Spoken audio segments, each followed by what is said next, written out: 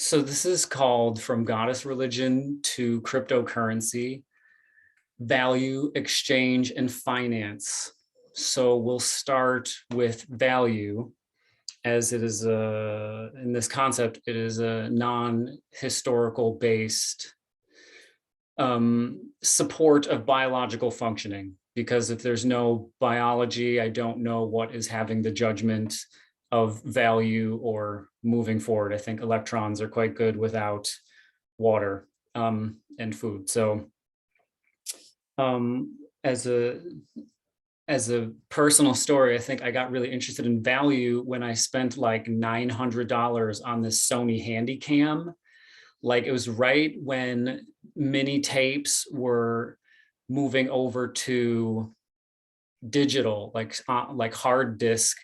And the dude at like Best Buy sold me on this video camera, and I bought all these accoutrements and a bag and all these cords, and it was almost $1,000 in this like soon to be totally useless thing. And when I brought this home and I picked it up, I was like, this thing doesn't weigh anything. This thing is 100% plastic, and I just paid $900. I mean, it still did what I was intending it for it to do, which is record video, but it seemed somewhat valueless. And my perception of its non-value turned out to be true, in that like a year and a half or 2 years later, I sold the whole kit and caboodle, all the batteries, all the straps and cords and tapes, and for like $100. It was like a total just dump. And I was glad to have the $100, and it was instantly an archaic technology, but it did the trick for the moment.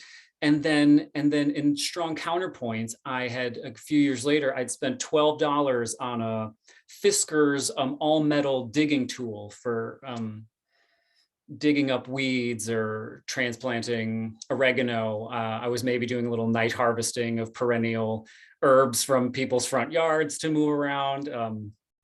Night harvest, yes.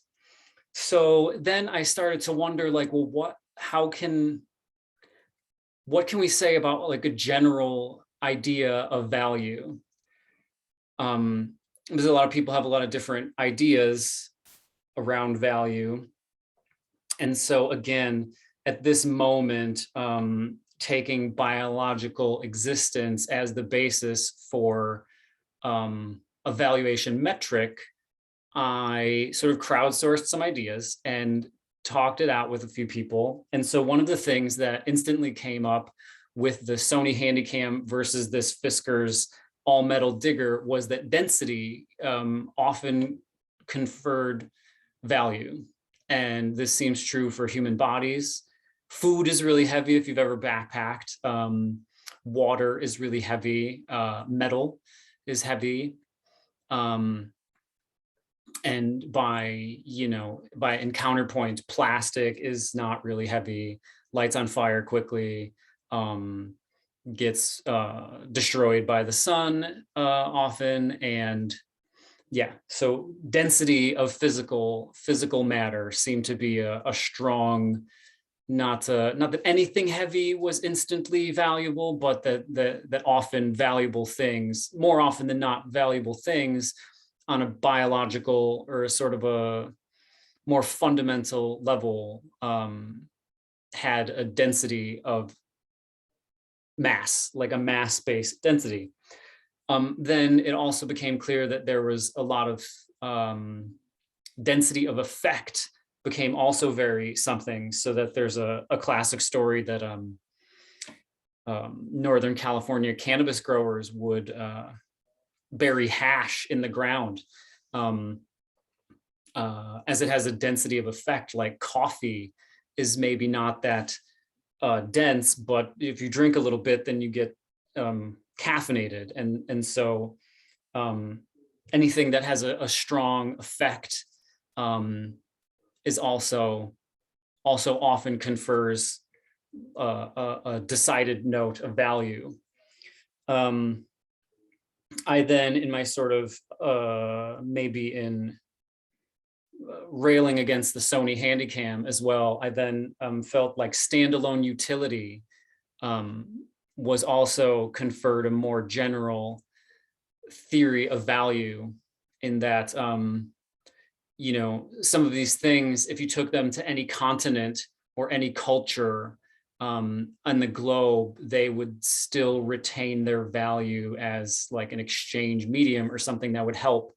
Like a digger would be really useful in Africa or South America, or probably everybody would recognize coffee or hash. Um, um, yeah, so standalone utility is like, okay, you have this like plastic Sony Handycam, or you have your iPhone, and like, yes, on one level, it appears to be the world in your palm, but on another level, without electricity, without the World Wide Web, without somebody to call, like you have a basically worthless piece of trash. You know what I mean? Like it's completely the Sony Handycam in and of itself, the iPhone without its network and all its, you know, concurrent um, add-ons does not have like a long-lasting value. So standalone utility seem to be also, you know, like this, like density of effect. Also, like water has a density of effect. Standalone utility, water again, density, water. So water actually hits all these four categories for me. And the last point in the general theory of value that I crowdsourced and worked on with my brain is synergy. So anything that takes two systems and improves upon it. And again, water is perfect like this. Oh yes, density effect would be like a small seed can grow a giant plant and feed, and even the seeds upon the seeds from the fruits. You know, one tomato seed can be an endless field of tomatoes properly managed. And synergy, if you take earth and you take seed and you take the synergizing effect of water, then you have something valuable. So these are, for me, a through time, a non-historical, cross-cultural value system. Density of thing, like heaviness, like water, metal tools. Density of effect, like coffee, hashish, seeds. Even, I guess, in this regards, you know, in an economic society, $100 bill has the density of effect. Like it can get you a lot of things. Standalone utility is really nice. The $100 bill does not exactly have standalone utility. The metal tool, you know, water, these things don't require an additional input or some sort of network or other source to derive their value. Seeds are also like this. And then synergy is the last one. Anything that takes two things and makes them into a great something. Like seed and soil with no water is sort of nothing. And in some regards, I also felt like the digger was like this, and that I could dig out an oregano and move it somewhere else in a night harvest. So yeah, so that's the general theory of value, and that's a little bit. A lot of this is a story. There's certainly scholarship a little bit around this, but the next thing that is really interesting to me. So that is our value. Now the notion or the system of exchange. Humans are basically monkeys, and I don't really know if we've done too much social evolution since the old monkey days. We are cooperative basically just by biological necessity, in that we're not like stupendous standalone predators. We're not a T-Rex. We mostly, you know, we need to work together to do agriculture. Humans are hardwired to biochemically to work together, and have basically we've needed each other since time immemorial, like all monkeys. And monkeys, they cooperate, they share, and they fight. They fight over sex, and they fight over food and territory and who's in charge.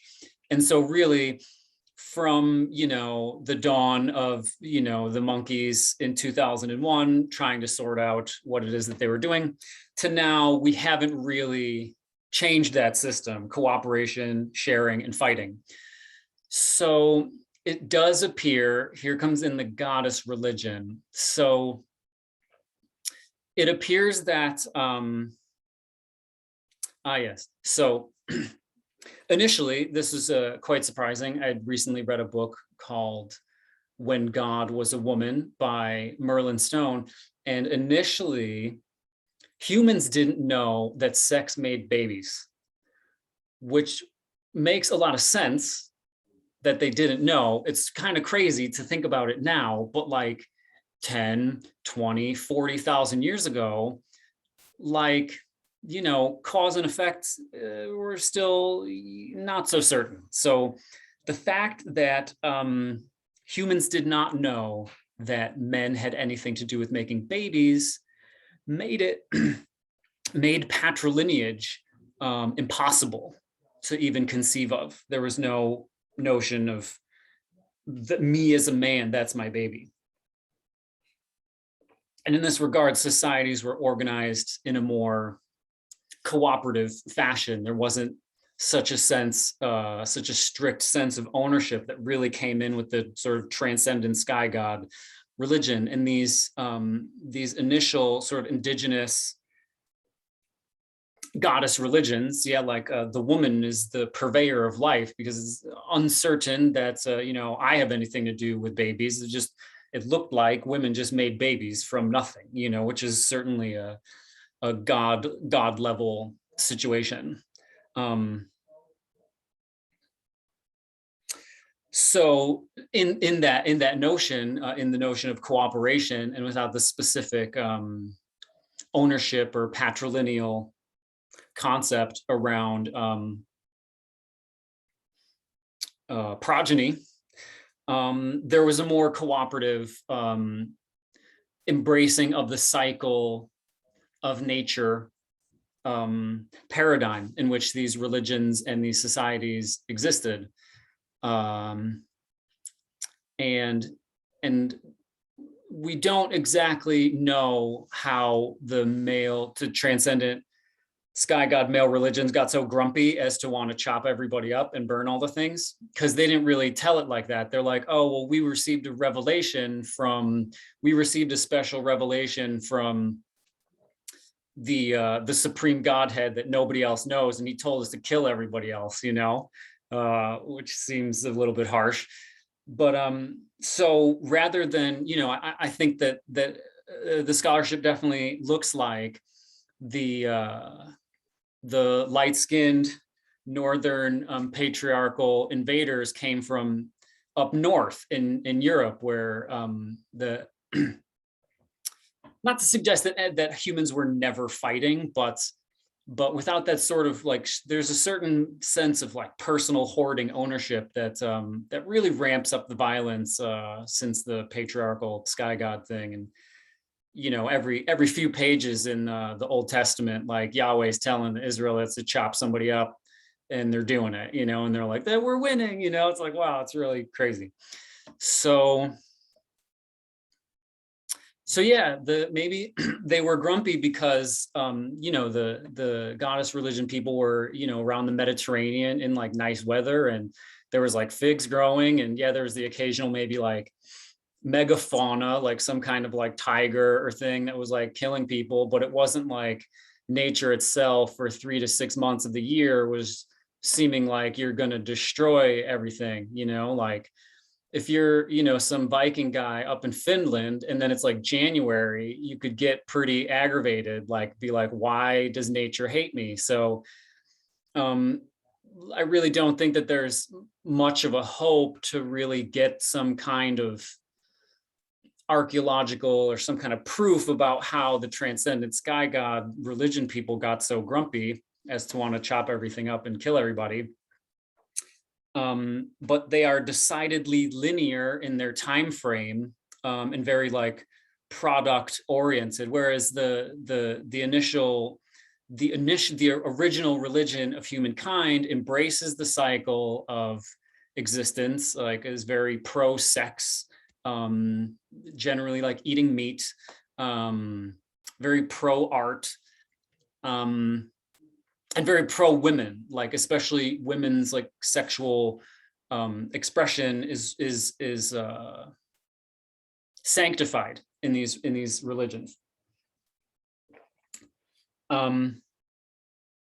So exchange, yeah, there's a lot of archaeological, there's some great archaeological find about goddess religion culture in like Crete, in the Greek sort of zone. The specifics are a little bit academic for me to really be terribly excited about. I know that the scholarship in the whole academic realm is important, but so no, but there's no, whereas classically like a transcendent sky god religion, somebody would sign their name on all the works of art. In these goddess religions, there's all these pieces of pottery and all the various works of art are not ownershiped.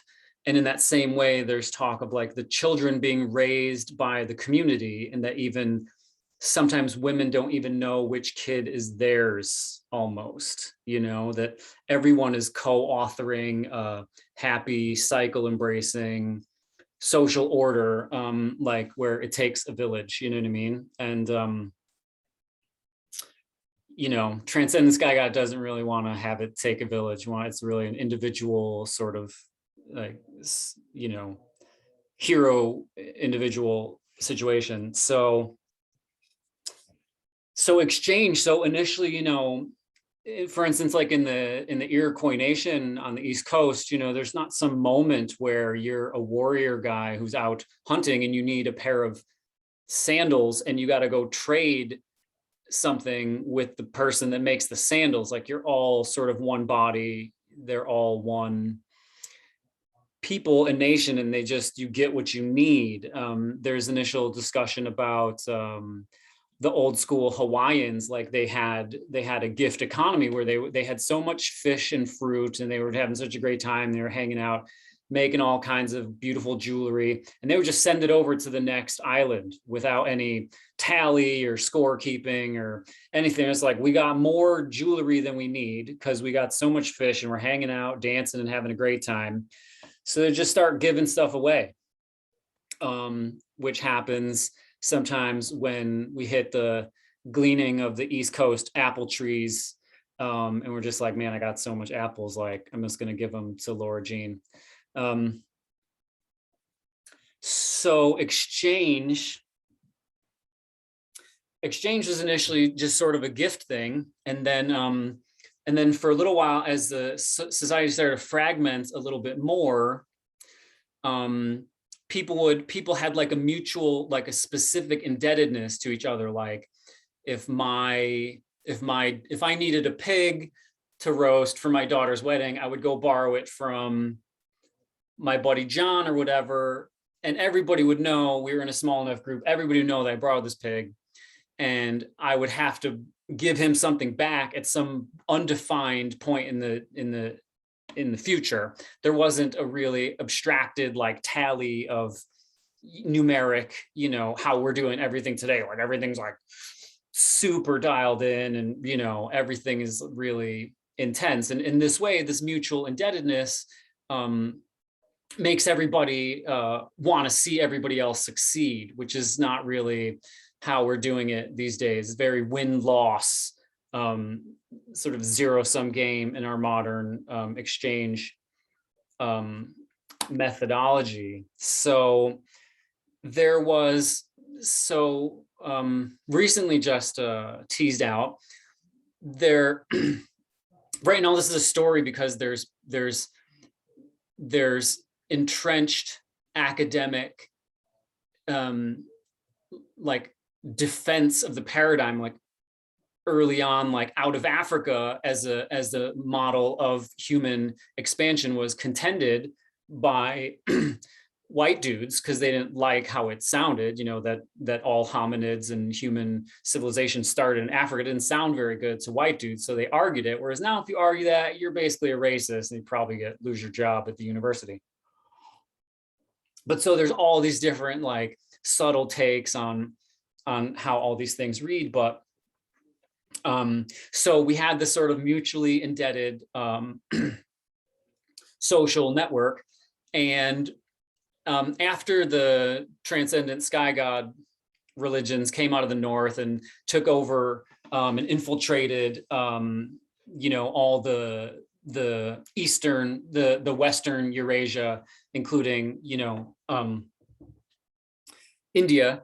You know, Hinduism is a pretty, also a very like male dominant religion.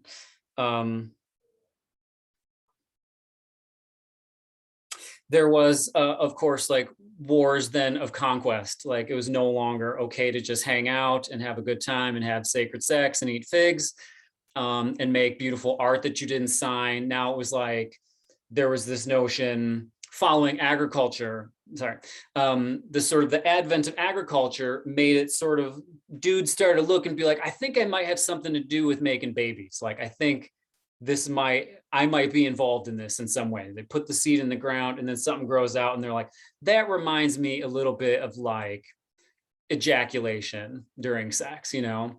So that was like a big sea change that dudes started to be like, yo, sex makes babies, you know?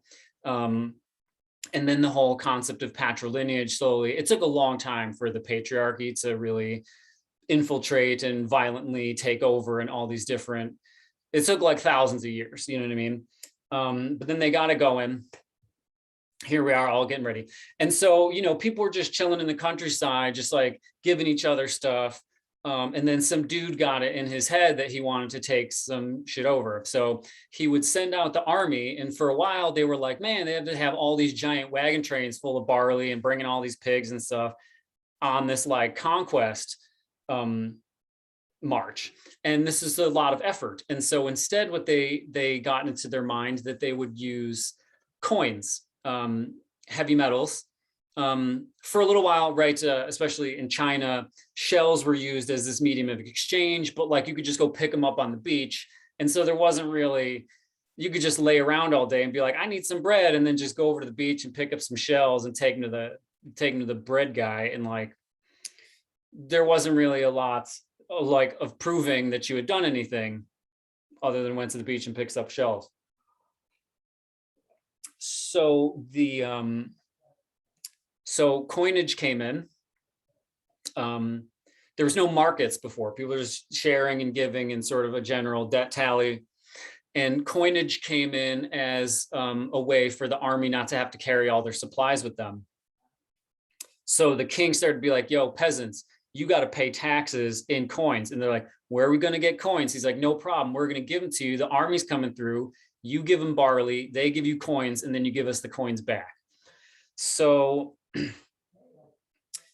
the history of coinage and heavy metal usage is based in war, creating markets where there wasn't any. And then they would conquest things, make some slaves, send the slaves to go dig out some more silver and keep the whole game rolling. Then dudes started to have a lot of silver and they wanted to go over to the next town. And instead of putting all the silver in a wagon and trying to go over the treacherous mountains with the bandits, that got to be like really problematic after a while because they have to hire guards and all this kind of stuff. So then they started to have like papers. It was like, this paper is worth 20 bars of silver. And this is a lot more portable.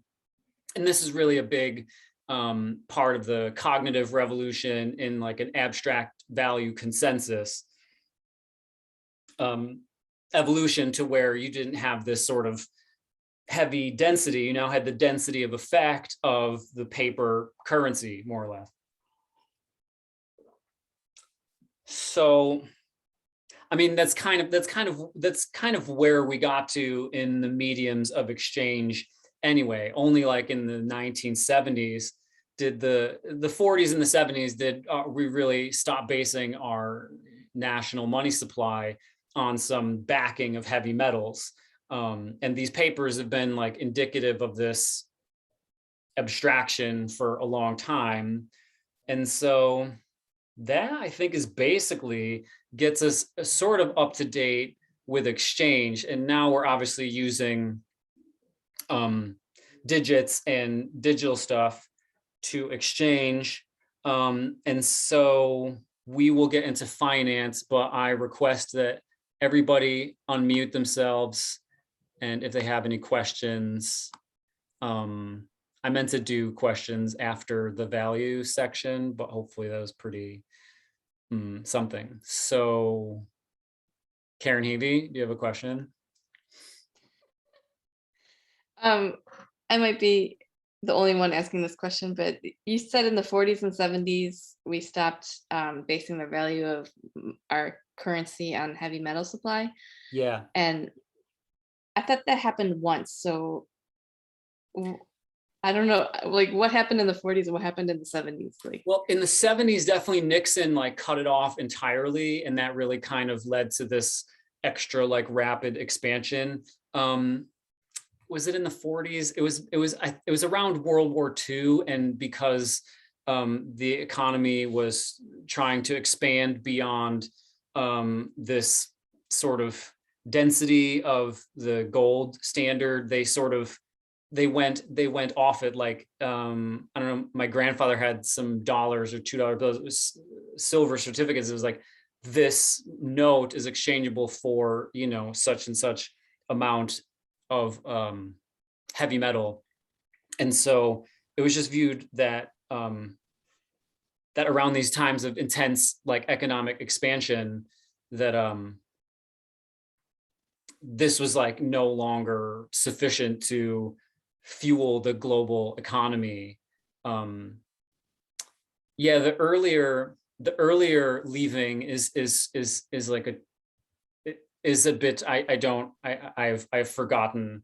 And some of the dates are a little bit, because I'm a little bit more interested in like the overall like story of how it mhm. goes, but definitely in the 70s Nixon cut it off, and it sort of was the birth of the like US petrodollar, which is really just that all, and this is kind of what's happening with the war right now, is that for basically since the 70s, anybody that wanted to buy oil had to purchase it in United States dollars.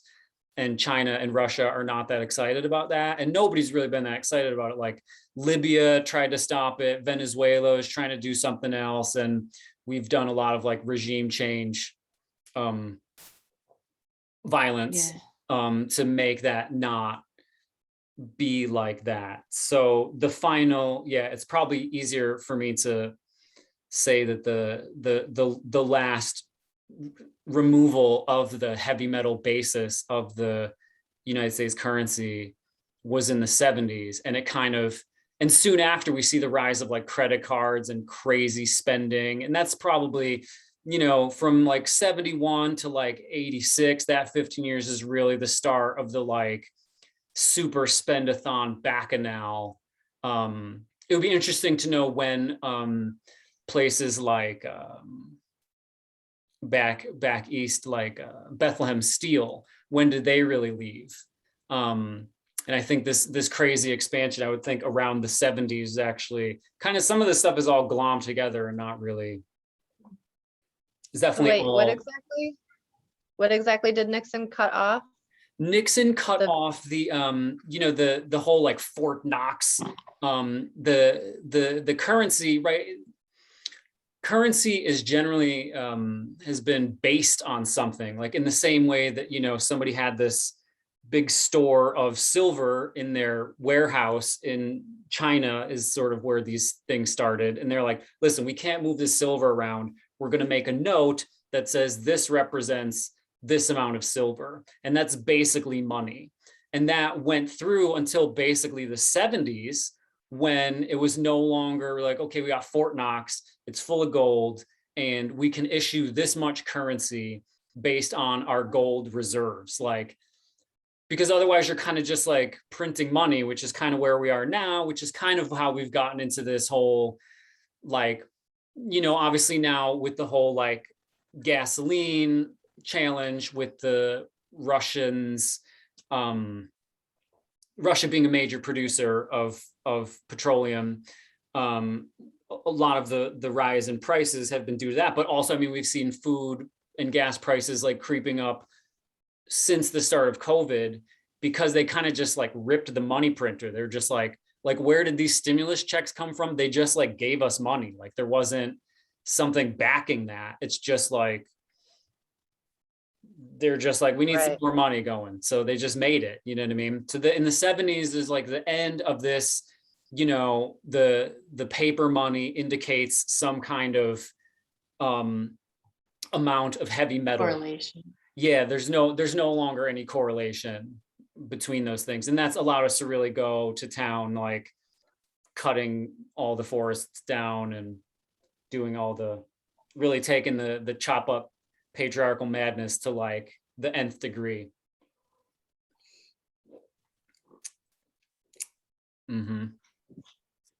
Gotcha. So that's more or less exchange. Yeah, so to go to finance, any more question about value or exchange? You're going to go to finance, who's going to maybe answer some of these. We already kind of went into finance just now, so it's okay. Okay, we're going to ask some more questions later. Okay. Okay. Finance. You good, Brianna? Yeah. Thanks for what you said about the Mediterranean. It's like, oh, people were happy. They didn't feel scarcity and they didn't enact violence and create money as a means of justifying it.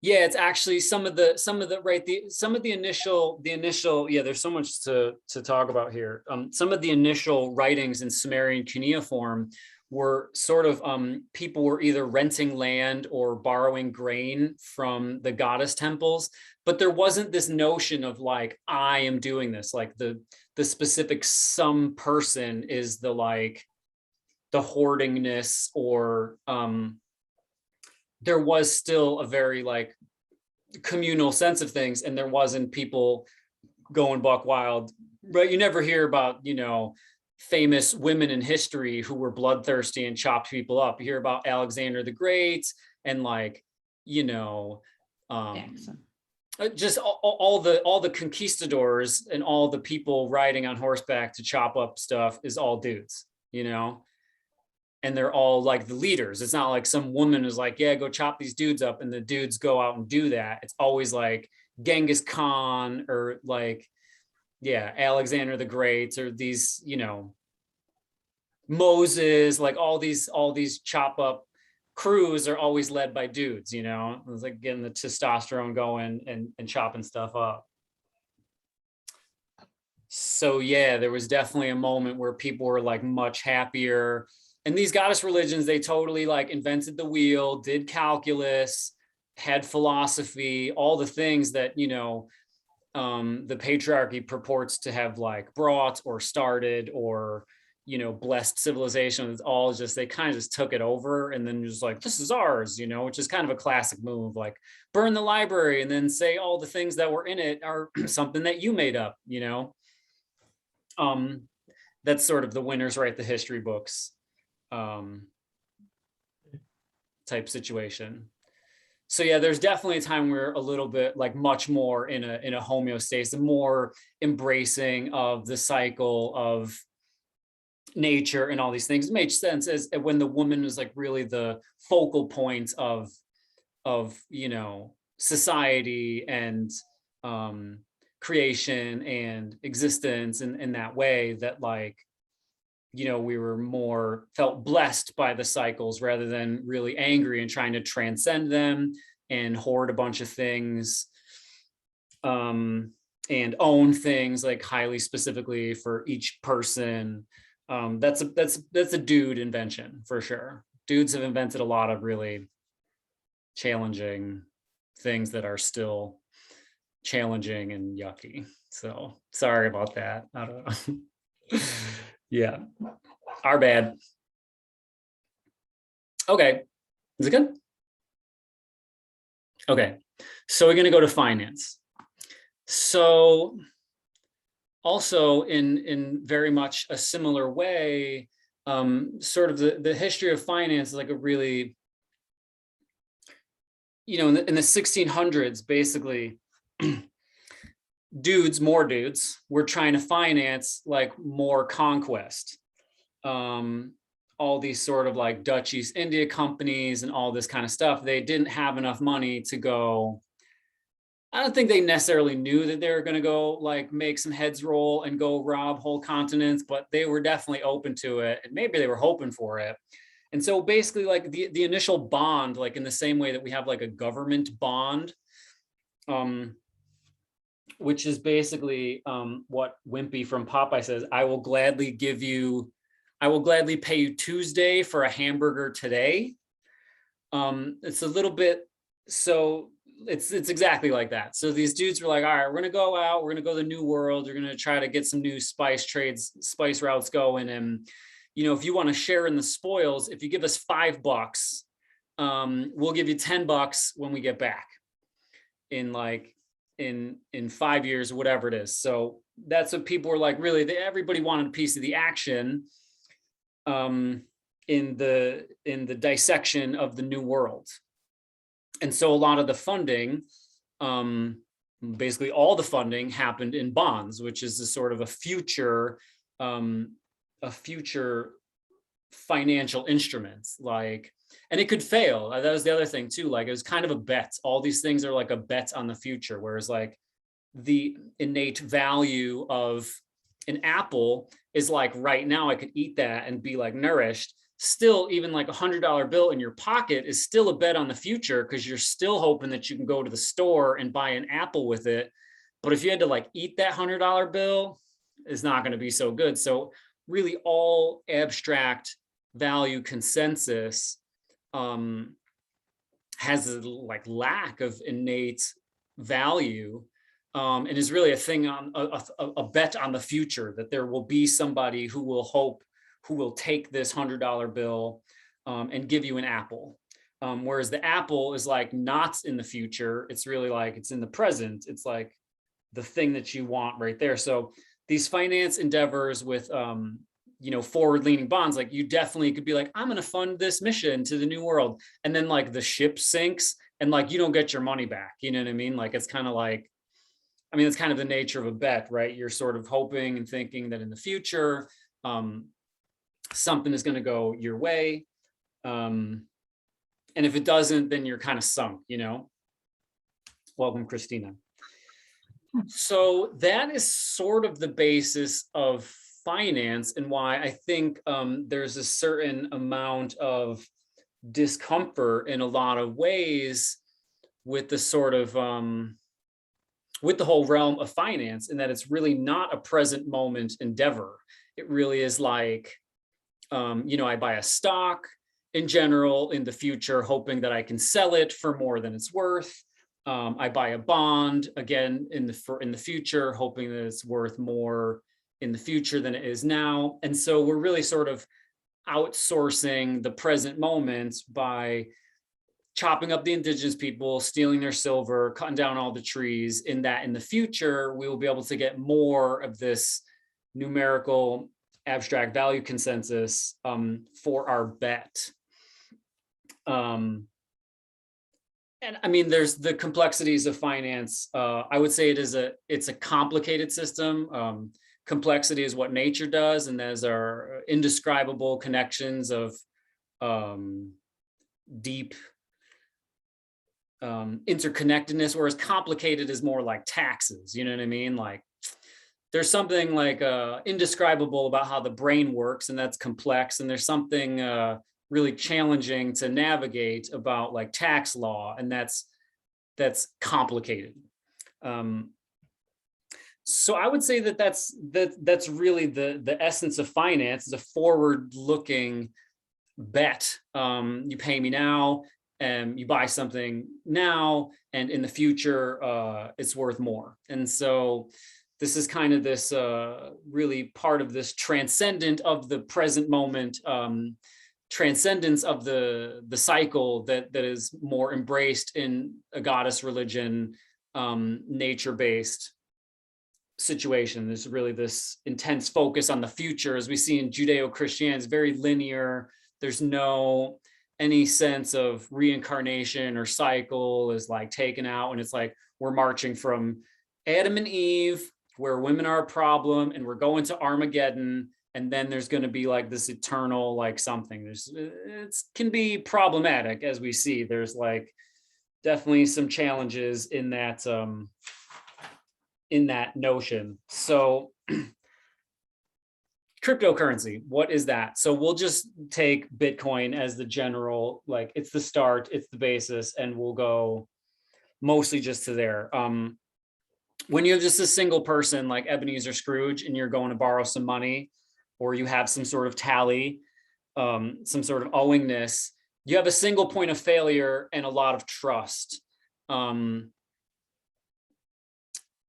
Like if Ebenezer Scrooge wants to cook the books and you're like illiterate, there's not really any way to like mediate, or you're completely trusting that entire situation. And again, the system of sort of dual entry and dual like two books is probably, you know, white dudes in Italy said they were doing it, but probably was actually invented back in the day in the goddess religion. So a single point of failure in the trust system is really rough. Like Ebenezer Scrooge is probably going to try to like jerk you because he's not nice.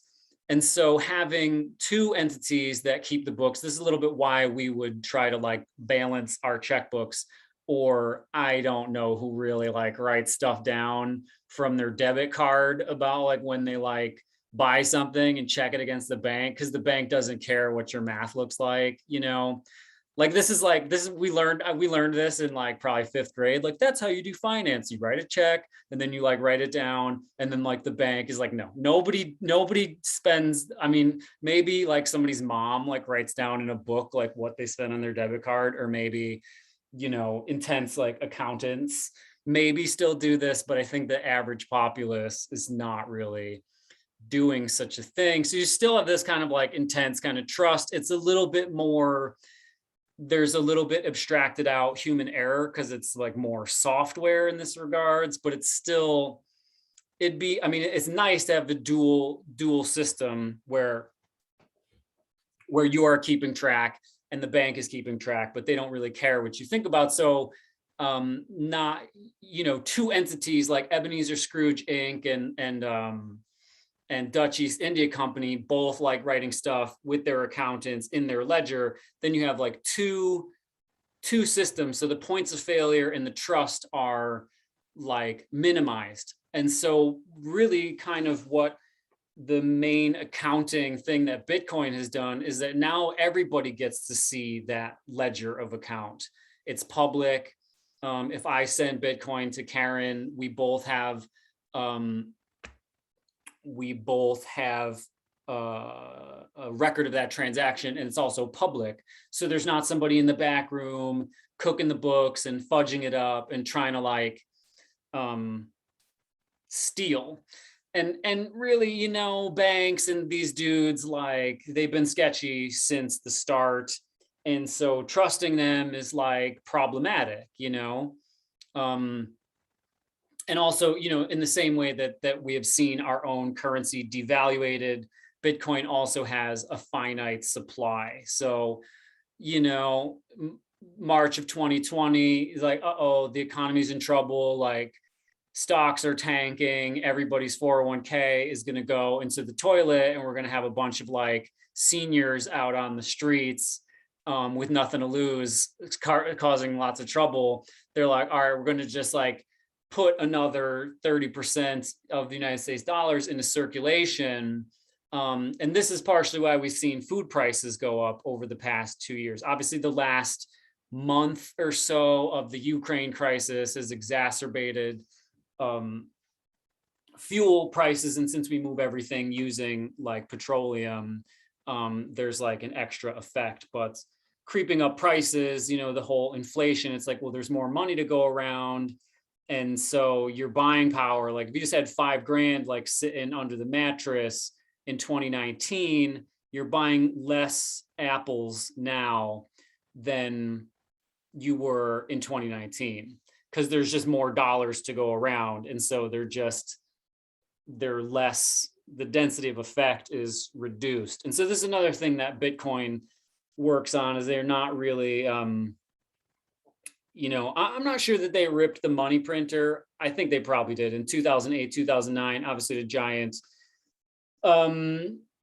house of cards, debt, housing markets, international economic crisis. And I would have to imagine, I don't know, I would have to imagine that they ripped the money printer, because I don't know where else that money would be coming from. There's a lot of different ways, like that the government will sell bonds, which is they will take in money and then they will give you money later. So these are general, yeah, that is sort of an extra topic. So these are the things that Bitcoin, as the sort of the first cryptocurrency, is addressing. That's there is a finite supply, and so it can't be necessarily, the buying power of it cannot be diluted, because since removing from the gold standard, you know, sort of inflation has been creeping up, and in general, sovereigns cannot be trusted with money supply, and they always ends up in hyperinflation. I don't think there's a single time in history where some government or sovereign nation was in charge of the money and they didn't hyperinflate and eventually turned out bad for everybody holding money. So trust is basically what is attempted to be minimalized, because the patriarchy is hard to be trusted. So Bitcoin just uses software and immutable code to indicate scarcity as well as indicate ownership. So there's really no way to cook the books or fudge anything. Yeah.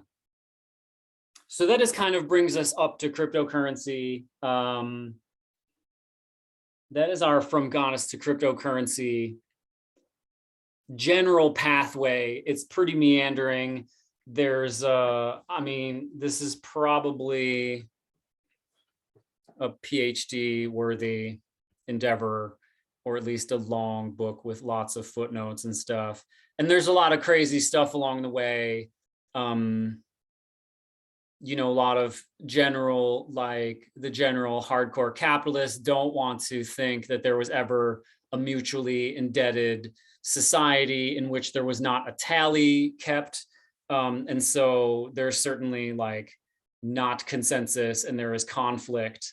I really enjoyed this book called Debt, the First 5,000 Years by David Graeber, who was instrumental in the We Are the 99% Occupy Wall Street movement. And his anthropological archaeological findings are such that there was initially like this debt thing rather than markets in which people were using currency and bartering. So, wow, yeah, that's a lot of things. Yes, there are some good things about the abstracted value consensus, to sort of take it back. If I go to market and you don't like apples and I really want your oranges, then we're not making a trade because you don't want apples. But if we have some abstract unit of account, which is somewhere a really great invention of human consciousness, and one of the things that sets us apart from animals is our ability to make abstraction. It gets us in trouble, but it also like allows us to do calculus and philosophy. So it is pretty cool that we have this ability to abstract things, but then when we sort of abstract, you know, trees and the ecosphere into some kind of numerical ability to hoard infinite numbers, then we start to get into trouble where we're sort of in a rough spot with the whole global climate change, desertification of the whole world, type situation. So that was pretty roughshod. I am grateful for your patience, and I appreciate your healthy skepticism. And we're going to check in with Karen Hebe. Karen Hebe, can I check in with you? Yeah, hi. Hi. So thank you for being here. Do you have any clarifying questions? Because this is quite a whirlwind for me. And really, like, the kind of basis is that for me, a lot of what I'm trying to tease apart is I'm a big Joseph Campbell guy, student of Joseph Campbell, comparative mythologist, and he is indicated or conceived of 3 myth paths. One is an affirmative myth path that says yes to existence, and that's the initial sort of goddess indigenous situation. The second one is a negation of existence, which is like Jainism and Buddhism, which posits existence as a problem to be transcended and removed. And then the third one would be a sort of a Zarathustrian, Judeo-Christian. Things were cool until this outside force came in and jacked it up, and now we got to fix it, which is kind of like endemic paradigm of blame, which is kind of crazy. So I'm just really curious. I've cooked that down to 2. I've removed those 3 to 2 in my unified field theory of human mythos paths. And one is affirmative and one is negative. Like, still Judeo-Christianity posits existence is a problem. Original sin is a problem. You're a problem for being born and existing. And Jainism and Buddhism before that also, like, suffering and desire and bodily existence is a problem. We got to get out of here. Which all this like really leads to like, oh, it's cool if we just cut everything down and kill everybody because we're really just, this place sucks anyway, and we're just trying to get out of here. Whereas like, the goddess religion was more like having a good time, like having lots of crazy sacred sex and making a lot of art and just not so strictured. And so, yeah, so really, I'm just trying to tease apart, how do we go from like things from as a human expression, from existence being cool and let's have a good time, to being like grumpy and being like, no, let's end this whole thing. And like, we're going to be violent until basically the end of time, when this mega violence will come and then it's all over, So that's kind of what I'm teasing apart here. And yeah, so that's kind of part of what underlies, I think, my whole curiosity and study about this. Karen Hebe, thank you. Do you have any questions or comments? I guess I love what you're just talking about. I don't know if I have a comment about it. Well, yeah, this is not really what you're talking about, but with the mythology, the idea that Christ died for our sins drives me crazy. And I'm sorry if somebody believes that. It's something I struggle with. We all have healthy Christian skepticism on the call at this moment. So I don't think nobody's getting offended. My mom might not be stoked on the replay, but it's all good. Hi, Mom. Hi, Mom. So yes. And the idea that I would, like, first of all, what did I ever do that I wasn't designed to do? Like, what did I do to deserve this condemnation or whatever for? And how am I indebted to Christ, like, for saving me? So that was just something that went along with the mythology that you were talking about. And I also was just wondering about if you could talk about Bitcoin a little more. I really don't understand it or anything like that. So you said that it has a finite supply. It's kind of like, yeah. Is it like imaginary? Like, how can it have a finite supply? It's just coded in. It's just like, it's just straight like, like in the same way that when you buy the Monopoly game from the store, there's a finite supply of Yeah. money in the Monopoly game, because that's just how it's set up. You know what I mean? In some regards, it's Okay. it has this narrative as it is digital gold. And gold has a relatively, on Earth, there is some finite supply of gold. Right. Despite, alchemists through the years trying to turn lead into gold or what have you, like it is a scarce resource. Gold is a scarce resource that requires effort to put into play, right? If gold was just sitting around, like it would have no value, because like there's an embedded, and actually probably part of gold's rising price is that basically we're using a bunch of petroleum to dig up ground and make the gold come out. So, Mhm. as opposed to like in the same way that like the United States dollar is really just a made up idea, especially since it's off this sort of gold pairing. Now we can see the same thing. It's like it's not exactly that they printed a bunch of $100 bills and handed them out on the street. They just kind of typed up some more digits in the computer and more or less sent it out to Wall Street so people could pump back up the stock market, because we have a just intensely financialized economy. And that's mostly what we are, as a finance center. We don't really make anything anymore.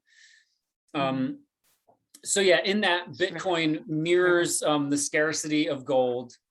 It has a finite supply, which you cannot say about any sovereign currency, and it requires effort to dig it out, more or less. And that's what all the computers are doing.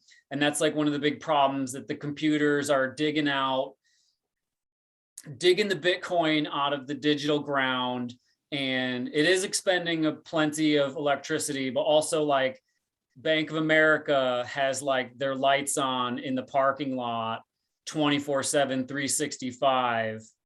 And they're mostly just like robbing overdraft fees from poor people in some regards, like a lot of fees, a lot of like poor people pay a lot of fees. Rich people, they don't have overdrafts. You know what I mean? Like, Jeff Bezos doesn't be like, oh, I spent 100 million too much. And they're like, oh, well, we're going to overdraft you for that. Like that's not how it works. People with like no power sort of get the little bit of the fees going. And this is fees and middleman action is really where all the money is made in our modern economy. Like producing things is pretty good, but really if you're just a gatekeeper, it's really a great business. Like TD Ameritrade, they have a bunch of money kicking around, but they just charge you fees on transactions. It's like sales tax. It's like, really, if you in New York State, right, like you can buy a new car off the lot, okay, you pay sales tax. Then you sell that car to somebody else, then they pay sales tax. And it doesn't matter how many times that car is sold, that car could end up paying as much in sales tax as its initial price tag. And really, so the tax man is just kind of like a middleman who sort of just, I don't know, he gives you a license plate and you pay him taxes. And that's kind of his deal. So how does that feel about Bitcoin? A little bit more, Yeah. any more elucidated? Well, I guess I'm not sure what you mean by. I see. I don't know anything about Bitcoin, so you might want to just ask other people what they're thinking. Yeah. And come back to this if there's no questions. Sure. Yeah, I can drill you on too many questions about Yeah, that's the general idea, right? Is that like, when you swipe a debit card, you got numbers going on. And especially, if I'm using M&T Bank, let's say, M&T Bank has a bunch of servers in their basement somewhere, a bunch of computer hardware that's keeping track of the numbers, and that's just how that goes. And that requires electricity and hardware. And so in the same way, like if you kind of swipe a transaction on Bitcoin, that is still held in a database, but that database is public, transparent, and it's everywhere. It's not, it's a little bit less everywhere because it's kind of at these places where they have all the computers, but it's not just at the server farm at the M&T Bank Plaza or whatever. So Okay. it's all just numbers. It's all just numbers floating around, and how you keep track and how transparent that is really the main difference in how the network functions. Okay. Yeah. So we can talk more about that maybe privately. Okay. Okay. You're going on mute, Okay, Laura great. Jean Casaluzzo. Asked to unmute. Hi. You're unmuted. Hello, welcome, Laura Jean. Thanks. Purveyor of apples to and from. How's it going? I gotta return this apple basket to the farmer's market dude on Saturday. Um, Apples are intrinsically valuable. one of my patients actually knows the apple guy, so that's fun. Marion, yeah. Anyway, yeah, so I'm a little tired. I'm still recovering from travel, and I am also wanting to hear more about cryptocurrency. However, the history was interesting and I appreciate the share. Sure. Yeah, so I would say one of the great now value prospects for cryptocurrency, I would say at this moment, is that in the same way that like TD Ameritrade, TD Ameritrade is a popular stock trading platform. If you have Tesla stock and you want to get United States dollars, they will buy your Tesla stock, probably really on behalf of somebody else. I think they're just a clearinghouse. And if Is that an app? yeah, I mean, it's like, okay, for instance, Robinhood, then everybody knows Robinhood. Yeah, I have Robinhood. there you go. So and also if you want to pay United States dollars for Tesla stock, they will also take your United States dollars. Robinhood, I guess, not an amazing example because I guess they don't do fees, but I don't know how they make their money. But most clearinghouses charge you fees, you know. And that's how they make their money. Like there's a bunch of hedge fund guys on Wall Street, and they manage all kinds of money for all kinds of people. And while they don't necessarily always make amazing trades, but how they do make all their money is charging fees. This is one of the great ways that banks make money. Banks used to more make money investing your money in something, but now they make money charging you fees.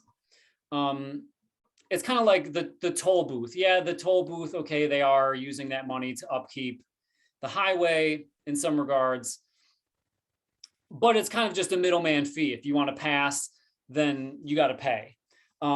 So one of the great opportunities is in cryptocurrencies that there's all these different exchanges, and you can own a piece of those exchanges and get part of those fees. And everything else is really kind of like this distributed bookkeeping that everyone can witness. That is a total fundament. That it is decentralized and not with a single point of failure is another tenet.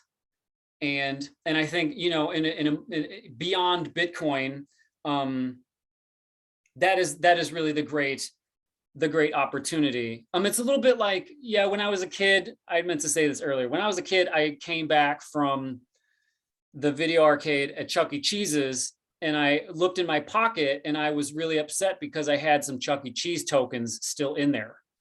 And really, Chuck E. Cheese tokens do nothing but buy video games and skee ball at Chuck E. Cheese, you know? It's a really great business. I was like really trying to wrap my head around it. I was like, man, I gave Chuck E. Cheese my quarters and dollars, and they gave me this totally worthless like thing. And I was like, their business is amazing, you know, like they don't care if I ever come back, you know. It's kind of like gift cards. You know, gift cards are kind of like a token for Target. Like you go to Target, you give them United States dollars and they give you this card. And if you know anything about gift cards, like ridiculous amounts of gift cards like are not even ever traded in. Like more than 50% of gift cards are like never spent or something unbelievable, billions of dollars, unbelievable yearly thing. So everything is really a token. Everything is really a token. Like the United States dollar, its utility is that it buys you gas and it pays your taxes and it buys you food. Otherwise, it's kind of like, doesn't really do anything for you, you know. It's sort of this is a utility token. These are the two. I'll speak to this on crypto briefly. This is a utility token. So if you want to use the network, you need to use this token. There's a very easy and good cryptocurrency utility token. The guy that made Mozilla Firefox, he made a browser called Brave, and it blocks all the ads, and it still uses Google, and people were pretty like bummed about that and thought it was kind of a scam, that it really just used an ad blocker, and you don't ever have to look at a single ad if you use the Brave browser. But you can choose to look at ads if some, there's like in the bottom right-hand corner, and like, it's like, do you want to look at an ad for Gillette razors? And if you look at that ad, you get a piece of the ad revenue. Whereas like with Google, you don't get anything. You just get your attention stolen and your data stolen, and they sell all that stuff. And they make billions and billions of dollars selling that to advertisers, and they sell advertising space to advertise to you. So Brave, this browser, there's a utility token. There's no ads. And if somebody wants to put an ad, they need to buy it in this token. So Gillette, if they want to put an ad up, they have to buy the basic attention token. And then you get a piece of that token if you look at the Gillette ad. And that's basically it. They've created a network. Their value proposition is a browser that you don't have to look at any ads. If that's something that you like, and you want to interact with that network by receiving funds, then you look at the ads, and that's the entire setup. That's the entire economy of the basic attention token. That's a utility token. And then there's another. Wait. Yes. You're saying Brave is the utility token, or that's a browser? Basic attention token is the name of the utility token. That's the Chuck E. Cheese coin for the arcade of the Brave browser. Brave browser is Chuck E. Cheese. Okay. Basic attention token is Chuck E. Cheese coin. Chuck E. Cheese token. And then that's the thing, basic attention token. Yes. That is correct. That is a cryptocurrency that you can purchase on Coinbase, and you can invest if you think the value proposition of that token is good, then you can invest and you can purchase that on Coinbase. So it's basically everything, all economy is really a network. You know, if you want to use the New York State Thruway, you have to pay a toll. And if you want to use a car, then you have to pay gas. And coins like Ethereum is a coin. It's not a token. The network requires gas to function, to pay the people who are holding down the network with their computing power. They have to pay electricity. They have to buy their hardware. You pay them gas. This is a coin. If you want to use the overall network that is not a specific like utility, you pay them in gas, and that is what a coin is. And Bitcoin is really the gasoline of the network. And it's really, because it's so simple, it kind of is hard to make heads or tails of it. But if you want to, if I want to send you Bitcoin, there's a fee on that. Actually, there's a small fee if I send you Bitcoin, and that fee can be considered the gas to validate that transaction. In the same way that, like, can I make a suggestion? Yes. Next time you do this, get like one of those boards that you could draw pictures on. Certainly. I am on the road, and this is an initial endeavor, and this is going to be a teachable course at some point in time. Yeah, yeah, Yes. cool. So yeah, there's a lot. I mean, there's, this could be, I mean, the teachable course will be probably pretty long. And yeah. Oh, Rihanna has just brought a board. This is the whiteboard. I think we're going to, and I even have markers now. I think we are Nice. probably in the final stages of the discussion, but this is really an amazing, instantaneous manifestation. Yeah, so this is really like, to tease out the complexity of this. This is kind of one of the points of this discussion. And yeah, there's really a lot going on here, and it's probably a broad topic, and even just a cryptocurrency discussion was just a little bit less interesting to me, like, how did we get here? How did we get to just numbers on a screen determine if we can eat or not?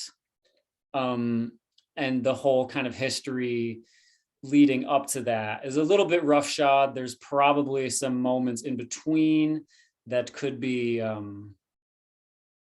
elucidated and connected a little better, but this is my initial foray into this broad topic. But I think it's a little bit more interesting than, like, you can go on YouTube and like look up what is a utility token, and somebody with a bunch of clever cartoons and videos and nice whiteboards is going to just explain that to you. And I'm looking for a little bit more like depth in regards to the nature of value exchange and finance. And so that's kind of how I got to this, maybe a little bit cavalier, giant topic. Yeah. Any specific question Laura Jean, any specific question that you have? I just was curious if you are interested at all in trying to draw out what you were just talking about with the utility token, and this makes this and these things. Yeah, I think have you ever Sorry, been no, have too you ever much. been to Chuck E. Cheese?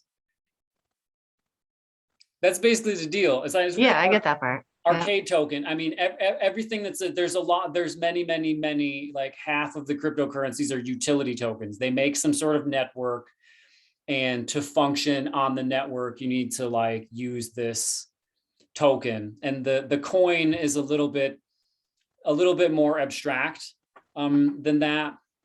It really is sort of more like the fuel that pays for the transaction, rather than the token that indicates that you are inside the system. Is it like, like if you're in like some adventure game and you get like coins and you have to like pay the shopkeeper in the adventure game? That's a utility token. Like Exactly. that, right? Yeah. It's exactly a utility token. If you want to buy stuff in a video game, then you need the utility token. You need the utility currency of that video game, And whereas more, it's like a coin would be more like the electricity that you have to pay to run that video game. Because the video game network is being run by servers somewhere, and they are also using electricity. And you might have to, some games might have like a subscription service, and that's also kind of like a coin gas type situation. In order to pay for the network to run, you have a coin. inside this kind of network, you have a token that allows you to buy swords from the shopkeeper in Minecraft or whatever, you know, in the video game.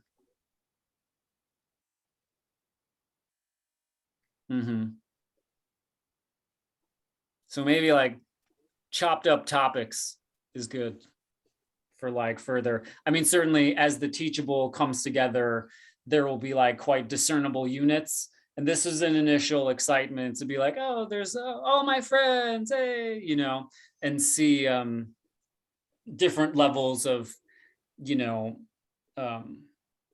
financial knowings and curiosity. And yeah, we can probably, if people want to offer like criticisms, critiques, things that they would like further of, perhaps we can do a post call, you know, email or something like this, you know? Yes. Yeah. Christina Tretter, I- you're uniquely positioned as an accountant and business person. What say ye? I really liked your video game gold add-on. I don't know, like I still struggle with like the concept of how Bitcoin is real, like even understanding what you're saying. You know, and like why is $1 real? It's just paper, like you can't do anything with it. So like the only reason it's real is because people believe it's real. It's an agreement. Totally. I do sort of wonder why this thing that's just an agreement, like why it has to be made in the most like ecologically devastating way. I mean, I was like reading about people who let like a Bitcoin farm into their neighborhood and it hums so loud that they like can't hear each other talk over dinner. And it's like, Wow. if this is just an agreement, like why does it have to be this? Like why does it have to be, you know, why is that important? I don't know why Bitcoin can't be based on something else than that, but I guess that's like a philosophical question. I mean, I think it's a little bit like if somebody, right, if you lived in a town in Alaska and you let in a gold mining operation, it would also suck for you, you know, because they would have big diggers making all kinds of diesel smoke and ripping up the earth. And putting all kinds of like arsenic in the water as they refine out the base metals away from the precious metal. So it's like, it is. I feel like that's because the only way to get the thing that is physically gold is to do it that way.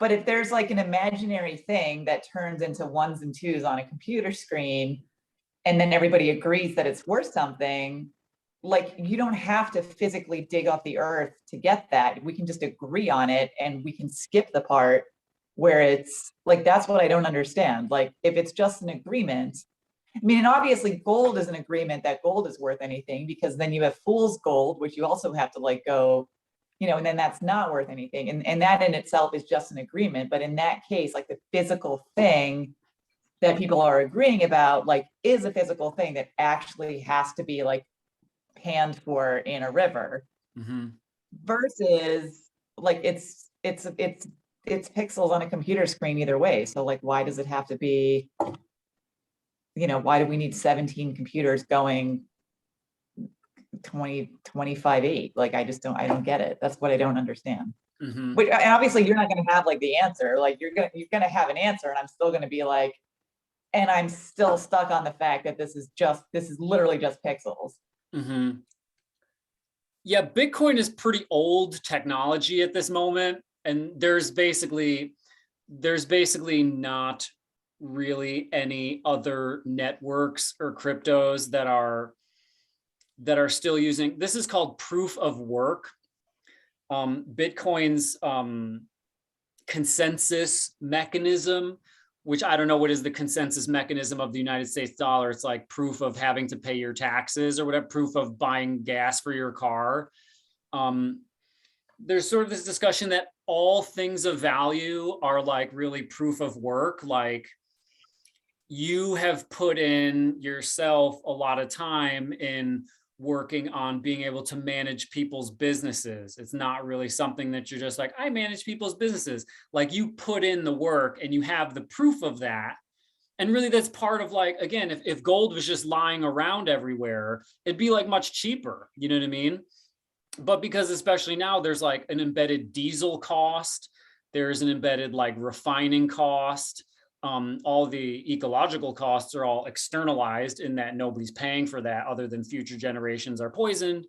There's machines. I mean, in the same way, it's like if we want to go to Alaska and mine gold, we're going to buy a big machine. It's going to be expensive. So that's kind of like the Bitcoin miner.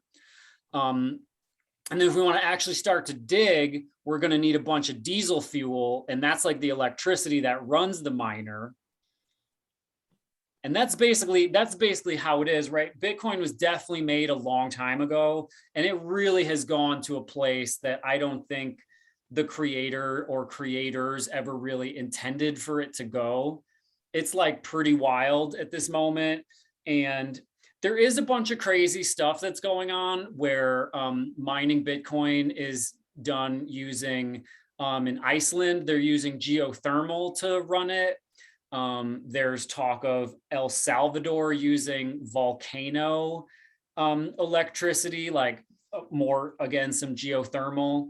There is some ways in which it is incentivizing, like there's a byproduct of like sort of rubbish gas that comes out of like fracking or natural gas extraction that otherwise would kind of just be blown off. But because Bitcoin mining is so valuable, they're then kind of like using that sort of waste product, and it's definitely a very complicated solution. Everybody is mostly working with proof of stake, which is basically like if you put a bunch of your coins in this one place, then that is more what is securing the network. But again, it's kind of like proof of work. It's like, you know, if you look at a Rembrandt photo or a Rembrandt picture, he worked for a long time developing that skill and making that. So proof of work has a lot of validity in the world, and it really very closely mirrors gold. I mean, heavy metal extraction is really deeply ecologically problematic on all the levels. Like it makes diesel fumes and it puts like arsenic and poison in the water, and there's strip mining and all kinds of stuff like this. And in the same regards, like if we look at if we look at a similar notation system of digits, okay, we look at the general like banking system as a whole, which kind of Bitcoin seeks to disintermediate or replace in this regards. We have all these bankers driving their cars to the place. We got all the like lights are on. We got the AC and the heat going. We got people driving to there to clean up the place as it's going on. We got all their servers running all that electricity. So it's like, really, if we compared, it's really a lot harder to run numbers on like, what is every single bank in the world using for electricity with their, again, lights on at night and all the embedded energy costs in the traditional banking systems upkeep of the ledger of accounts, who they're in charge of the digits. And what are they spending on electricity? And it's probably a lot if we look at the overall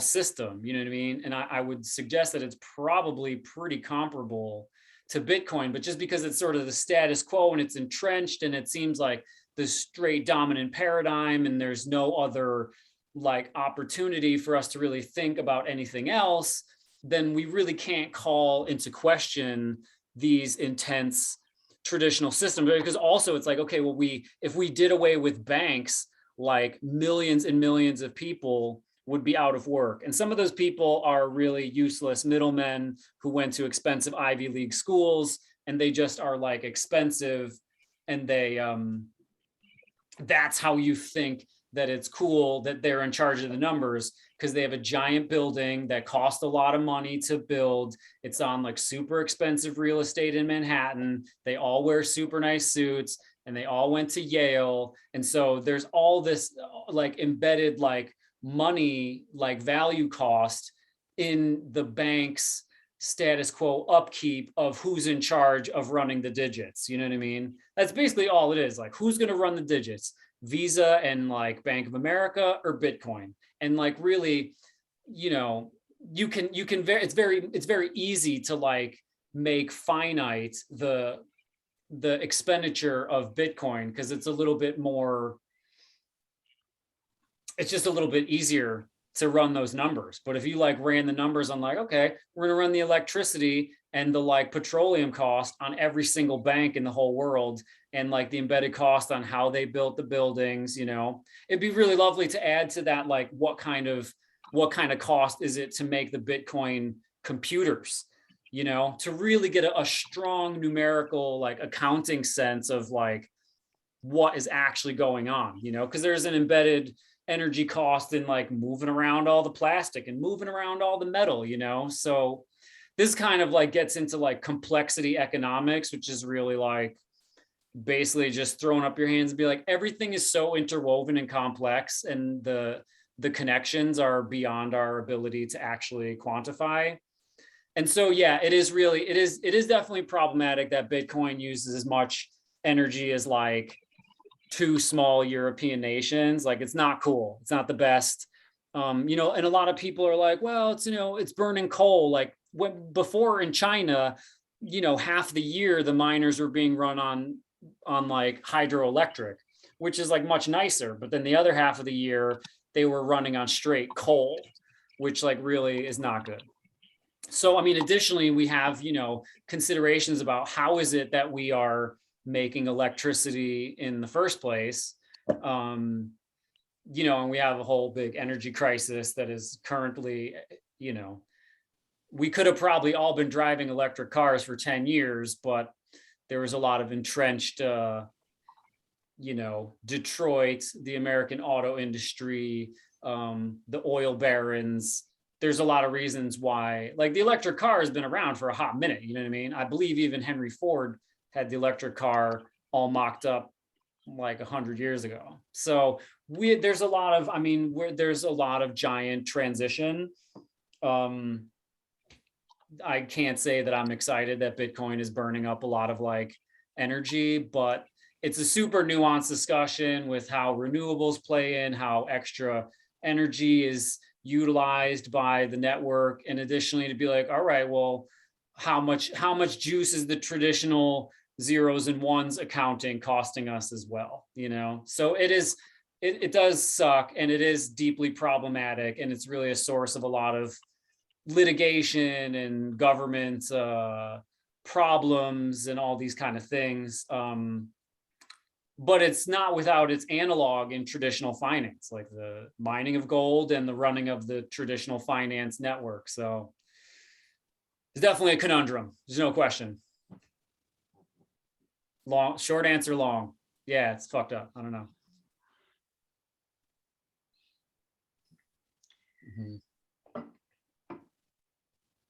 But again, it's like, you know, who benefits from kind of framing Bitcoin, especially negatively? Like these dudes, these banker dudes, a lot of them, again, like, you know, these giant hedge fund guys, they're making money on middleman fees. You know what I mean?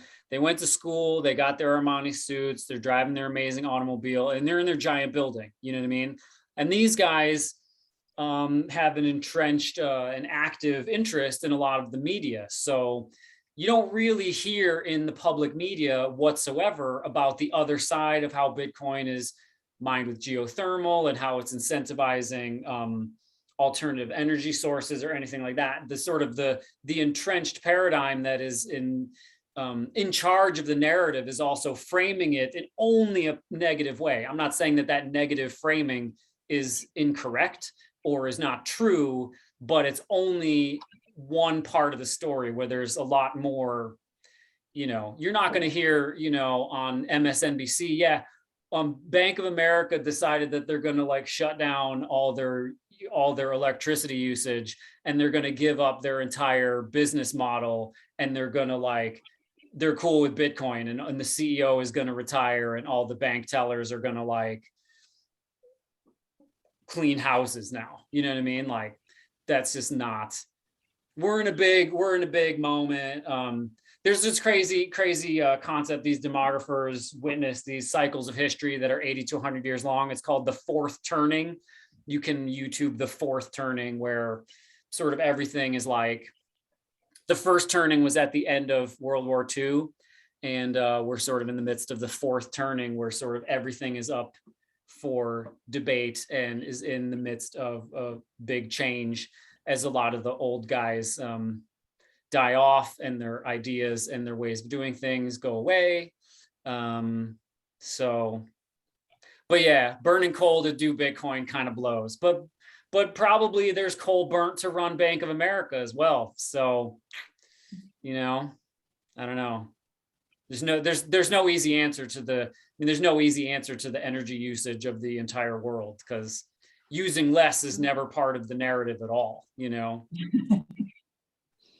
Less video games, less iPhones, that's just not going to work for this sort of infinite growth economy. So it's just like, well, we have an energy crisis, we need to make more. It's like, well, dude, like, people could like do a little bit more reading of books and a little bit less just like constant Netflix, but like, that's not really good for Netflix business. And hardcore Brace Yanovic doesn't have a strong lobbying voice in Washington, be like, we need to get people reading more books, you know, like, it's just not really America at this moment, you know. So we got some definitely crazy stuff that we're working on and working out, and there's no easy answers and plenty of conundrums. And Bitcoin is certainly part of all that, you know. There's good parts, there's bad parts, there's confusing parts, there's elucidating parts. But yeah, totally. But a lot of crypto is like way more, and you know, like most of crypto is way more energy efficient. Almost, there's Bitcoin is the least energy efficient cryptocurrency of all the cryptocurrencies. And some of them have like almost, you know, are like, you know, require way less energy than Visa, you know. There's, I mean, this is certainly part of the narrative of the general sales pitch for these networks, is how to make it be faster, still be transparent, and also like much greener, you know. And this is probably part of, you know, this is certainly part of the narrative of who, what company, what protocol, what crypto is going to like come out on top or do really well. Those that address the like insane energy usage of Bitcoin are part of the solution, really. And there's plenty of them, and they're really cheap and fast and easy on the environment. So,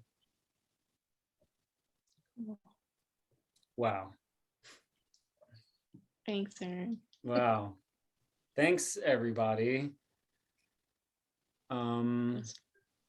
Yeah. Great.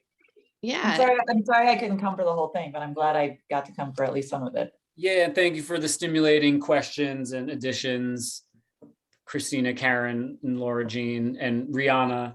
Thank you for the whiteboard.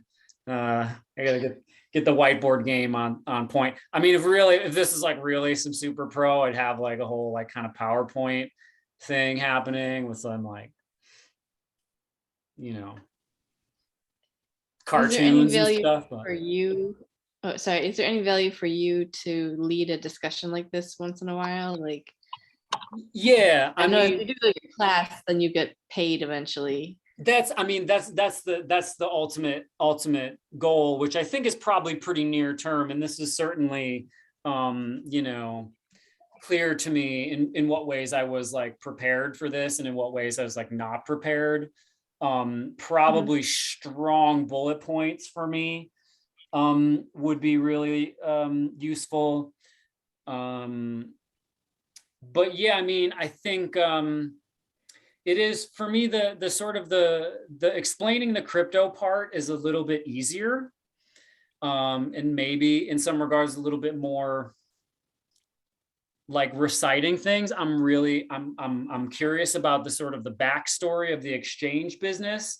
But again, I think in the course, these will be more like discernible units of like 20 minutes or half an hour of like, this is value, like this is exchange, like this is finance, this is cryptocurrency, you know? This is pretty like, my friend Jason, who kind of got me involved in this idea, he was like, you should do a crypto course on Teachable. And I was like, cool, man. I was like, well, how can I differentiate my offering or my product, you know, and like, and what am I really curious about? And I think it's really important for people to be like, well, what is money in the first place? You know what I mean? Be like, well, Bitcoin is like, what is Bitcoin? It's just like numbers. I'm like, I don't know. What is paper money? It's just paper. You know what I mean? Especially since, you know, the whole gold standard business, you know, really is just kind of this like indicator. It's like an abstract value consensus where we all agree that it's a medium of exchange. And then so we use it. You know what I mean? Like, it's not an abstract value consensus to have an apple and be like, this apple has innate value. You're like, yeah, there's nothing abstract about that. I eat it and it supports my biofunction, you know? So while we can, you know, as farmers, like as a farmer, like we can argue about how much a tomato is worth. Nobody can really be like, that tomato is worthless. Even if it's all moldy, you can still turn it into compost. So yeah, I mean, abstract thought has been beautiful and amazing, and has also gotten us in a lot of trouble. It's like most of the things with like humankind. It's like, is that good or is that bad? It's like, whoa, the discovery of metal, is that good or bad? It's like, wow, well, we can do like amazing brain surgeries and like save people's lives, and we can make giant bulldozers and just drive over the entire Amazon. So it's really kind of like, how do we use these things? You know, it's really more of a, no thing is really good or bad. It's really kind of how we use it, you know? So I think that kind of applies to basically anything in the world. You know what I mean? Yeah. Knowledge. Yeah.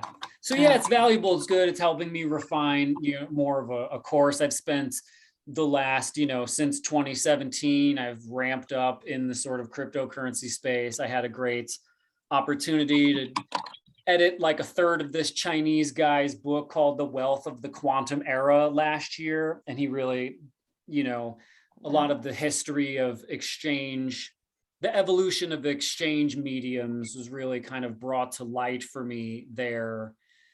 And then,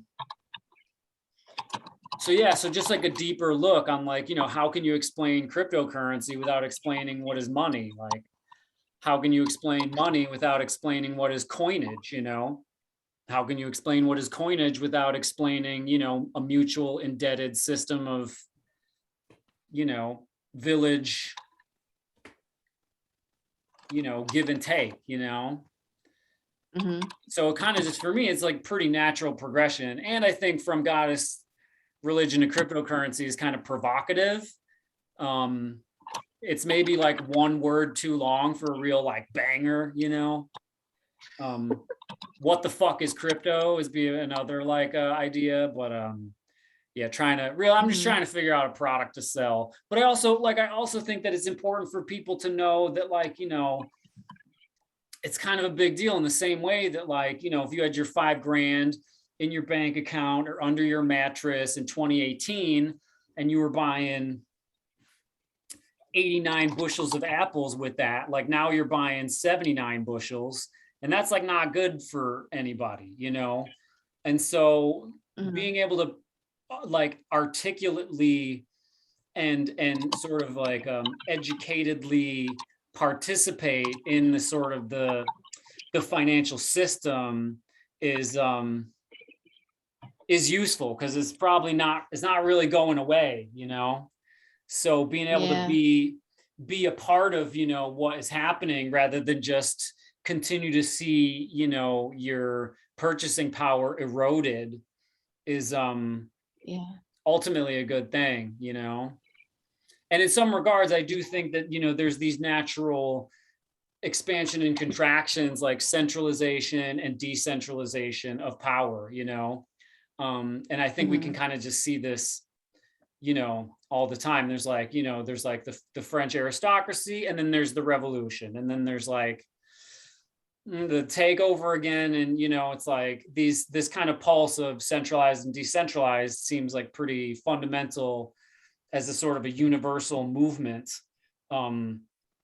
Just in terms of like breathing, you know, it's like, oh, there's decentralized air and I centralize it into my lungs, and then I decentralize, you know. So I think that there's a lot of problems. Like there's a lot of problems with the banking system, you know. There's like predatory lending, there's like racially biased mortgages, there's like lots of like stupid small fees for poor people who overdraft their account.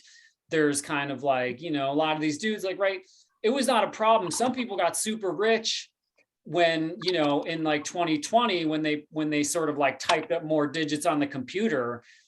I don't know, a bunch of that money just went straight into the stock market to prop that up. So if you didn't have stocks, you really cared that the price of bread went up $1. But if you had stocks, you're like, great, send the price of bread double, because I don't care, because I just got a 10x in the stock market. So I'm paid and it doesn't matter to me. You know what I mean?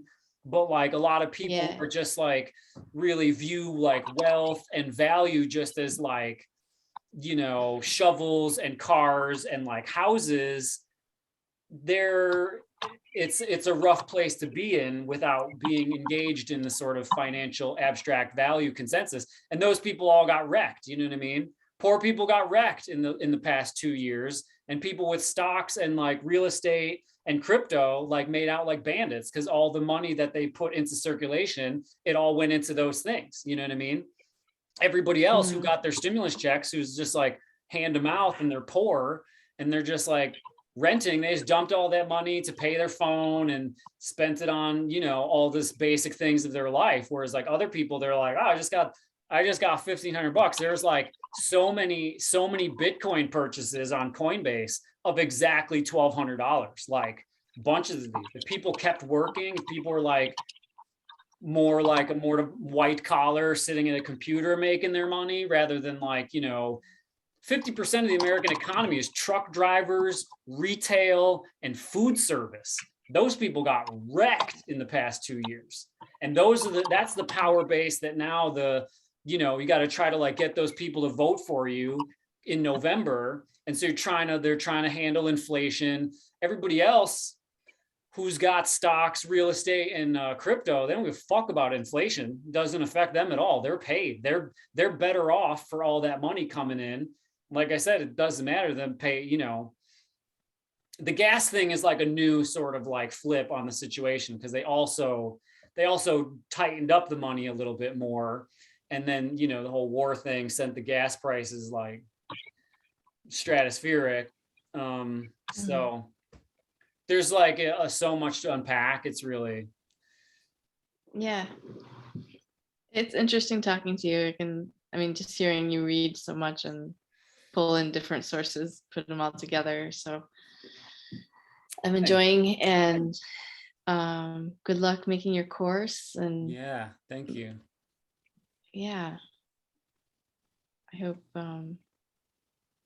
you'll do this again sometime. I don't mean to end it.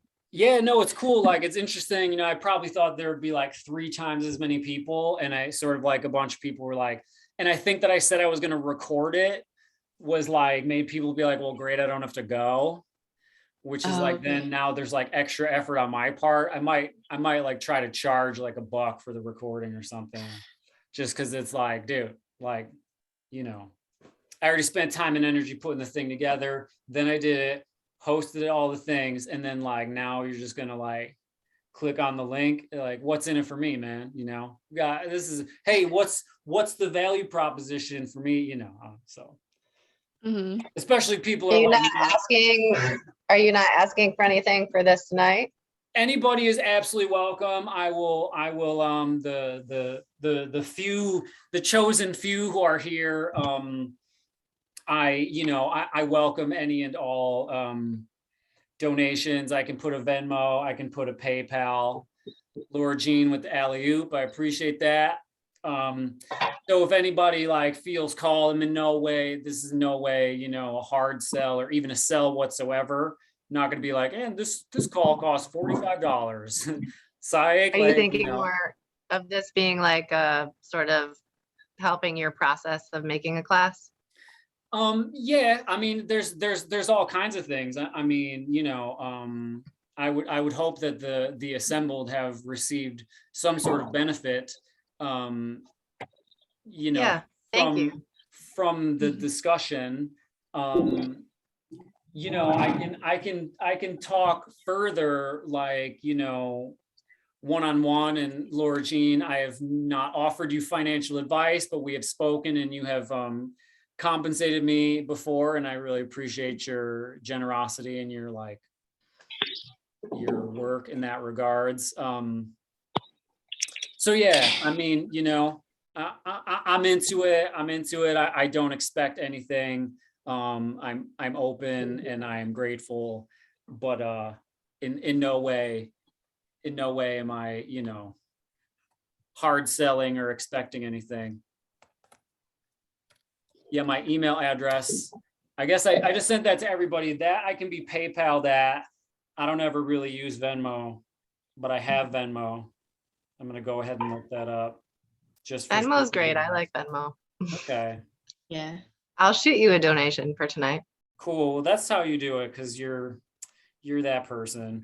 Yeah, everything is all good. I appreciate everybody's participation and time and excitement and questions because I really want to you know, I want people to, I think that there's, again, like a lot of things like taxes and all that kind of shit, like complication exists as a barrier for normal people to understand. And so a little bit, you're just like, oh, forget about it. Like, I'm just not gonna pay attention to that. And I don't think that that's cool. You know what I mean? I think it's, you know, people exchange on a daily basis and people should have an idea about like what's going on, you know, with this kind of like vital, you know, force of exchange. And I want people to be like empowered to at least like know what it is that we have going on at all. And, you know, maybe be able to make better informed decisions in the future in order to, you know, participate in global wealth consensus rather than just be like a servant who works at, you know, the pizza shop, you know? So I don't know. Yeah. I don't even know what I'm talking about. I don't know what like other people would appreciate, but like I think it would be cool to get into detailed discussions about specific things that we can invest in and actually like look at them together on our phones while we're talking. And, you know, not that you would be giving us advice like, I think you should buy this, but just bringing up a specific thing and we could all look at it together. What I and can decide say for is ourselves. certainly what I can say is You know what I'm saying? I have invested in this. I am interested in this.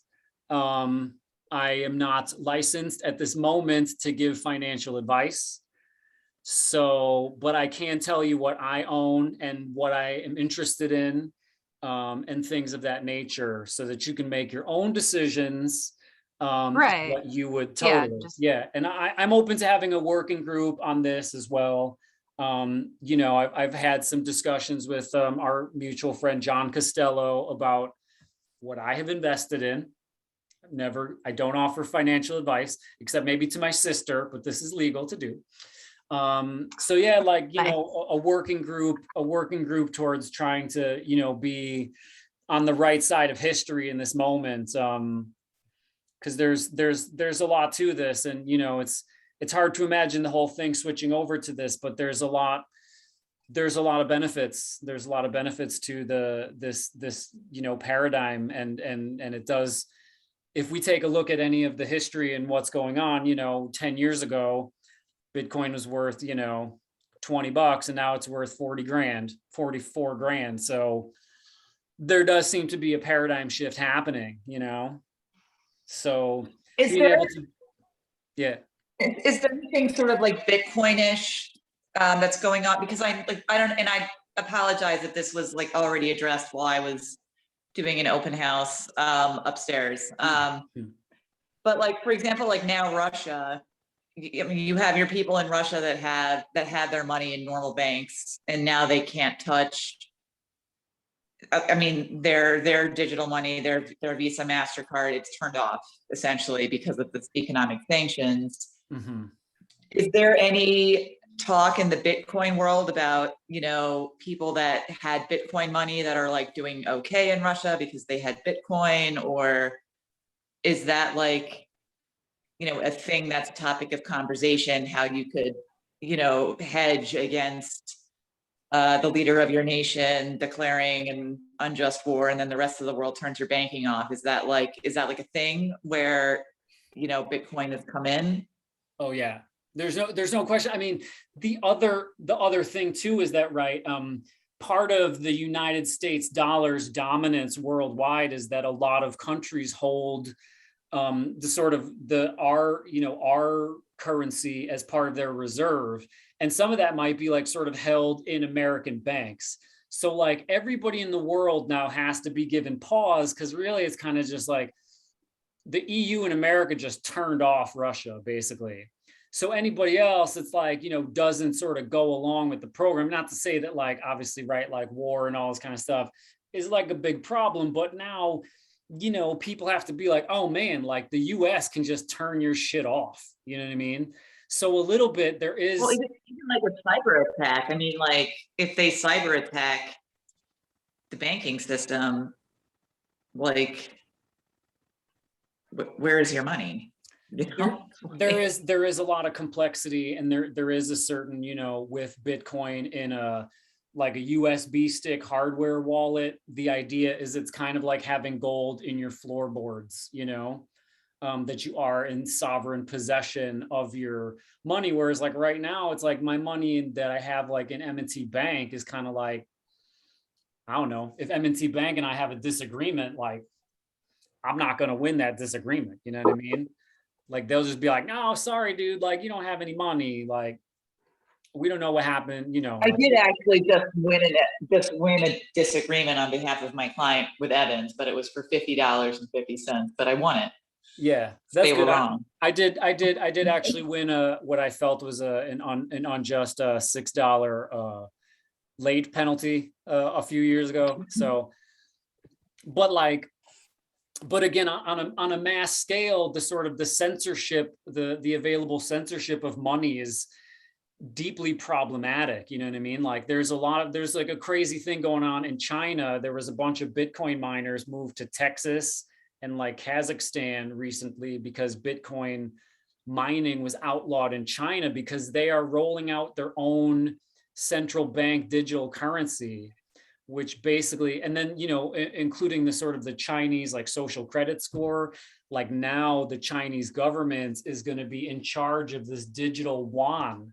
And if they don't like you, they'll just turn you off and you be in big trouble. You'll be on the street begging for buns, you know what I mean? Begging for oranges, because there'll be no, as money continues to go digital, there's like there's always talk about outlawing cash, and like, I don't know, a lot of the people that got a lot of cash in America, they got a lot of silver and they got a lot of weapons as well. America is the most well-armed populace in the world. There's definitely a firearm for every man, woman, and child in the country. So this sort of like the digital censorship of finance is highly problematic. It's like, and that's a little bit like, I mean, yeah, the ruble just got wrecked. Like there's no question that the ruble is destroyed at this moment. And yeah, there's like, anybody intelligent who probably saw that coming, like Vladimir Putin owns more than 0 Bitcoin, I would have to say, you know what I mean? That's been a whole big topic is like, Elizabeth Warren, and there's a bunch of like short-sighted old people in the US government that are like, well, is Russia going to be able to evade US sanctions using cryptocurrency? It's like, well, not really, because if you want to actually buy something in general, there's still this toll booth. You know, in America, it's mostly Coinbase. If you want to go from your bank account to Bitcoin, you go through Coinbase and they have all your information. And that's totally like they're a bank. If you want to go from Bitcoin into dollars to more or less buy anything real, you got to go through like Visa or you got to go through Coinbase. And so a lot of this is not, yeah, people can maybe store their money in that regards, but like they can't really like transact without it coming out of the crypto system at this moment. So there's a lot of like, hopefully America, it looks like America is actually going to embrace this like technology, because that's our whole economy is like Apple, Microsoft, Facebook, Google, Netflix, all these things. That's like half the worth of the country, you know? So that's really all we're doing is tech innovation these days. And so gratefully it looks like they're not going to overregulate, and they're going to more, especially because China is doing exactly the opposite. Like that's the only play against China, because China's a giant economy and they run this digital yuan. They could transact like this, because even if you want to send United States dollars, it's still going to take you a couple of days at this moment. You know, if you want to like send money through even just PayPal to somebody in Britain, like it's okay, like you can maybe send it and it's like instantly in their PayPal, but for them to take that out of the bank, it's still going to take like 2 or 3 days. I guess you could do it instantly for a fee, but China's just starting to shoot their own money around like instantly, you know what I mean? And that's not the best for the United States dollar. So the United States has to play their cards right. Like they want to maintain the hegemony of their own currency, but at the same point in time, China's rolling this out. They've been rolling this out. And it's an opportunity to sort of, you know, whatever China does, we do the opposite a little bit, you know, like, again, there's all these Bitcoin miners in Texas. They're paying mad taxes. So it's not the worst for the Texas government. So yeah, but this is all wrapped up. Sovereign currency and debt and all these things. It's like crypto is right in there. Bitcoin is a hedge against inflation. Bitcoin is a hedge against being turned off from the financial system. This is all definitely in the discussion deeply, even at the governmental level. It's like crypto is pretty mainstream at this moment. Like it hasn't necessarily blown up to be the thing that it's like maybe going to become, but in that China is using a sort of a digital crypto for their own usage. That's pretty gigantic, So. Mm-hmm. I have to say good night, Aaron. Good night, Laura Jean Castelluzzo. Thank you for your participation. Thank you. Good night too. Thank you, Karen Hebe. Thank you, Christina. Nice to see you, Christina. Thank you. Nice to see you. Welcome. Hello. Thank you. Hi, Joy. She's not really here. I wasn't sure if she was really there or not. Thank you, Brianna. Okay. Well, have a good night. Thank you, everybody, for coming. All right, good night. Good night. Good night. Talk to you soon, Aaron. Okay, that sounds good. Thank you.